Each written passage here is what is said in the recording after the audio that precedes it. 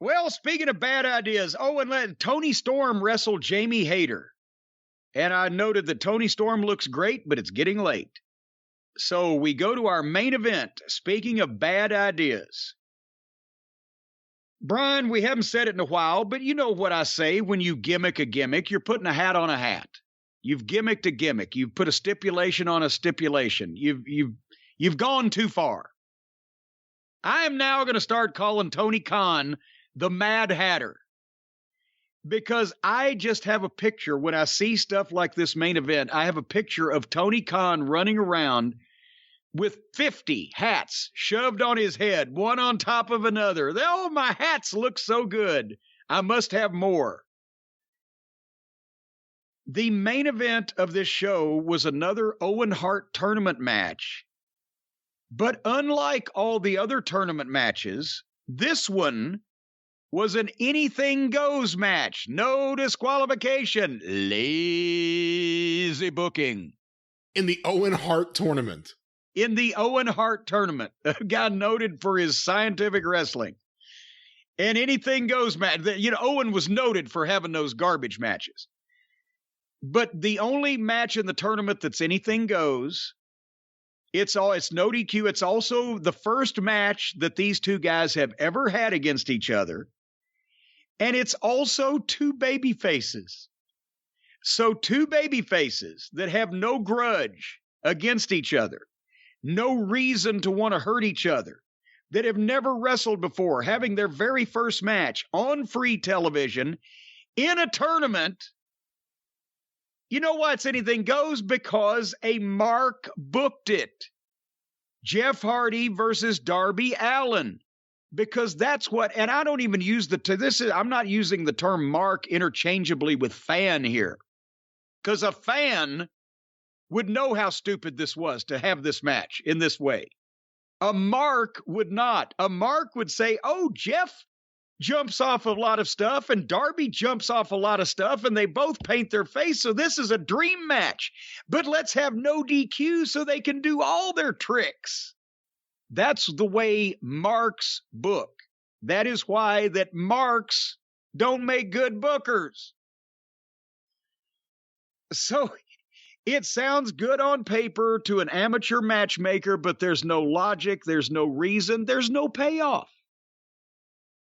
They didn't make a cent extra for having this match and risking the health of two of their more high-profile contract players. By the way, the Hardy Boys reunion is dead and buried at this point. Did that take 6 weeks? It took 2 weeks. I mean, or you could say it took Jeff dancing when he came down to save Matt that first night, but at least 2 weeks. So now we've seen the Hardys reunited. We've seen the Hardy Boys on free television in 2 different matches. Neither one have been any good. Now we've seen Jeff in a singles match, and was embarrassing. So they've pretty much leveled the Hardy Boys in that time. But again, no reason for these guys to have an anything goes match besides the fact that their style against other people is that they take risks, but they have no reason to do this here because they're both baby faces. And their various partners are in the corner. Matt's in Jeff's corner. Sting is in Darby's corner, and they play no part in this whatsoever because it's a baby face match. But at the bell, Darby Allin jump-started it with a drop kick and a dive to the floor. And then, and I swear I am not lying. If I'm lying, I'm flying, and my feet ain't left the ground. Within 15 seconds after the bell rang, Darby had pulled 8 chairs out from under the ring and built a chair-like structure on the floor with 8 chairs while Jeff just laid there for no reason. Well, the reason was because he couldn't get up yet because Darby was still arranging the chairs in a shop class arrangement. And then Jeff hot-shotted Darby onto the stairs and then set the stairs in place, and they did spots off the stairs. And they're all on the floor. Nobody's in the ring. Nobody's getting counted out. It's gone to hell in the first 2 minutes. They almost got into the ring, and then Jeff pulled out a ladder and tossed it in the ring for him to go to the break. And I'm like, can this please be over soon? And Darby can still move because he's young. Jeff looks like he hurts to breathe, and we've already gone over this. It's embarrassing. And why are they putting him in this position? And I wrote down, can this be over soon? As soon as they came back from the break, they were climbing the ladder. That's got to be a 15-foot ladder in the fucking ring. And then Jeff somehow winds up on the floor, and Darby Allin climbs to the top of this 15-foot ladder that's set in the ring and gets up on the top of it and jumps off in a forward flip. It's like he's taking a big backdrop off the top of the ladder.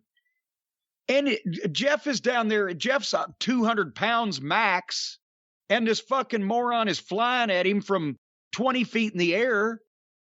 And Jeff kind of reaches up, but Darby Allin just goes past Jeff Hardy and takes a flat backdrop bump onto the seats of the chairs that he has set up at the start of the match. How coincidental. Wouldn't you know who won the pony?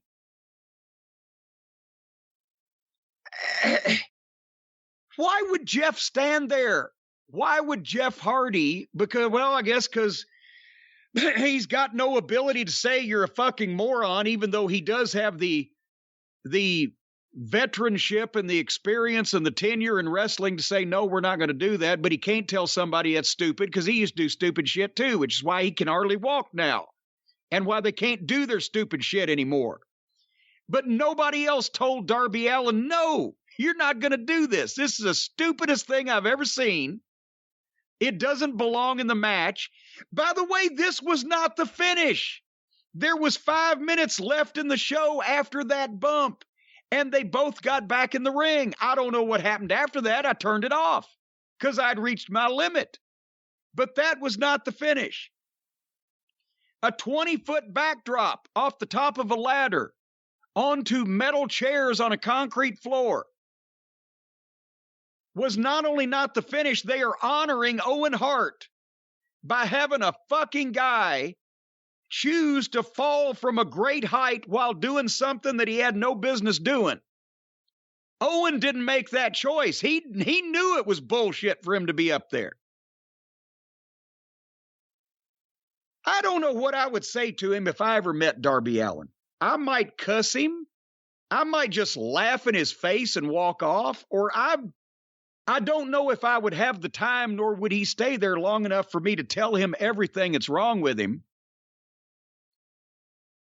But that's a guy that I wanted to like. I've wanted to like since the start because we've said, you know, he's obviously a complete idiot. He's an idiot in real life because he does all his shit for fun on purpose. He gets run over with cars and jumps off bridges and whatever the fuck. So, and he slept in his car before the first pay-per-view so he could remember what it was like when he had to sleep in his car because he didn't have any money. Pretend, you fucking moron. So I would never have anything in common with this fucking guy. We would never be able to speak on a personal basis. But with his wrestling, he made the dives look good. He had some intensity. He's got an underdog charisma and the weirdness to him. People like him. They want to cheer for him. So in a wrestling context, if he wasn't legitimately a moron and could control himself and was doing this as a work, I'd get into his wrestling. But because I know that he really legitimately just does this shit for kicks and doesn't care whether he gets hurt or not, and just makes the rest of the business look bad because here's this fucking cadaver-looking skinny motherfucker taking 20-foot backdrops and getting up from them. And the main event guys can't withstand half of that. It just makes the whole business look like shit. And it fosters the idea that other guys need to top this shit, so they're going to do something more dangerous. So I can't like his wrestling because I know that it's not a gimmick, that he really is a goofy fuck that jumps off shit for kicks and doesn't care whether he gets hurt, but he's going to hurt somebody else because he's going to land on him. And 150 pounds coming off the top of a 20-foot ladder, elbows and boot heels first, You could hurt somebody easily. I would not stand under this motherfucker, nor would I let anybody else if I was running the company, because I wouldn't be letting him jump off the fucking ladder. This guy has something, and people like him. And if he was working it and in control of it and knew what he had and what he was doing, he'd be able to capitalize on it. But he's just one of these goddamn jackass ridiculousness motherfuckers that is not in control of this, and it's not a work with him. So I have actually more disdain for him than for the other dipshits that don't have any talent, because he's got talent and he's just too stupid to use it right. So who won this match, and what caliber was the gun they used? You know what? I don't even remember what the finish was. Well, there you go. I got to go back and check who won. Darby did a great dive to start it. His dives are great. Yeah. I asked a wrestler what those feel like, and they said, they're pretty light, actually, because he weighs nothing. But there was a lot of negative feedback you saw from AEW fans about this match. This show, the last several shows, this doesn't make anyone comfortable. Darby Allin doing this stuff, Jeff Hardy barely able to work. I don't know why they did this for the Owen Hart Cup. I don't know why they did this in front of Martha Hart. Why would you do this? Bad match, unnecessary. For the same reason that Jim Ross, of all people, exposed the business in the manner in which we talked about earlier in the program, because they all associate with each other and they don't take a step back and remember what wrestling was and is supposed to be and how people are supposed to conduct it and or talk about it. And they've lost themselves in this little bizarro world they live in where everybody's smart, and the whole idea is to make people as smart as possible, and that'll make them watch the show more. Because that's what they think, apparently, but they're fucking nuts. They're crazy as a rainbow trout in a car wash. I wonder what Martha did think about that, come to think of it. Yeah. What did she think about the whole show? She was there the whole night. At some point she had to think Owen would be he would either be upset or he would be laughing his ass off, because Owen did like to have fun, and he would have been able to take the piss out of a lot of these guys, and they would have never even seen it coming. With that straight face and that monotone delivery he could give when he was winding you up, and it would just be so nonchalant. You'd think, he really meant that. Maybe he could have sold him some pizzas over the phone. Anyway, your closing thoughts on this program. I have been really uninspired by AEW the last several weeks. I was going through a period where I was really hot on it. There was a lot of things on the show, from FTR getting featured and getting over to MJF to Punk. And now, other than the MJF Wardlow thing and some of the Punk stuff, and FTR hasn't been used as a tag team since, the shows have really not been good. The booking's not good. The show-wide booking right now is not good. The Malachi Black angle last week was a disaster. The Jericho stuff is really lame. They've ruined Danielson. I shouldn't say ruined. They've watered down Danielson when you shouldn't. The TNT title has never meant less. If we want to watch Jay Lethal, we got to watch Satnam Singh.